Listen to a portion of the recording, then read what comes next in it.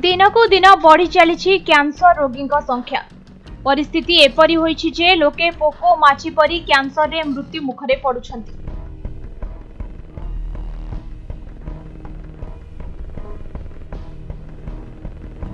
केवल भारत नुहे सारा विश्व पई कैंसर रोग बड़ विपद आनी देछि। एहार मध्यरे एक भल खबर सामना को आसीछि। आगामी 6 मास मध्यरे आसुछि कैंसर टीका। एही टीका नेले कैंसर मुकाबिला करि हेबो बोली कुहा जाइछि।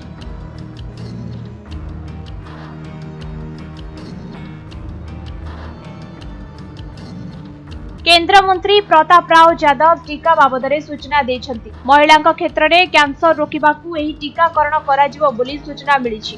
9 रु 16 वर्षर झियमानंकू मध्य एही टीकाकरण कराजिबो। टीकार गवेषणा सरिछि आउ एबे ट्रायल चलिछि। ट्रायल परे 5 रु 6 मास मध्यरे टीका पहुंचबो बोली सूचना मिलिछि। अमेरिकार गवेषक माने विकसित करथिबा नुआ औषध आसीबा खबर सुनिबा परे समस्ते आश्वस्त होइछंती।